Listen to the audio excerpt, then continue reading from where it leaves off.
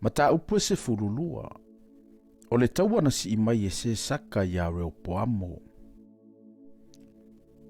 Ua whaatu mauina le malo e reo poamo. Ma ua wha malo sia o ia.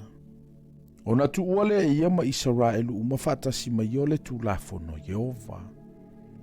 O le limo tausanga o le tupo reo poamo. Na alua e ai o se saka le tupo ai kupito e tau mai Jerusalema.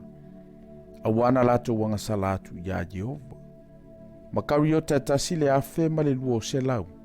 Ma aue ti e solo fanue ono se fulu afe. Ai le ma faitauli o tangata na o mai ia mai ai kupito. O tangata lipua, masuki, ma Aitiope. Wa e io a aino fo olo sa ia yuta.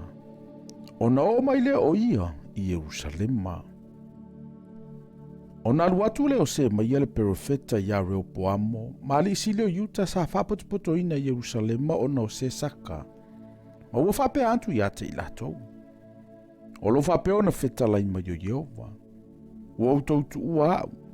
O le mele ua utu ua i utou le lima o se saka. Ona wha maulalo ai lea.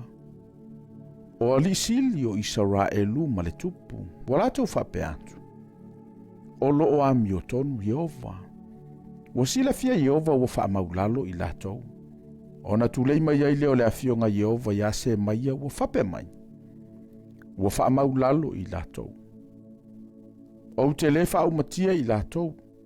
Au te tu ina atu sina lave ina mo i latou. E le sa ina atu fo ilo uita i lunga o Jerusalema i le lima o se saka. Ai peitai. E avea i latou mana au auna. Latou te ilo ai le au auna mai i a te au. Ma le au auna atu i malo nuu. Walua e se saka le tupo ai kupito e tau ma Jerusalema. Ma ua avea e ia o le oloa sa i le falo Jehova. Ma le oloa sa i le falo le tupu. Ua avea uma. Ua avea fo e ia o talita auro na faia e Solomona.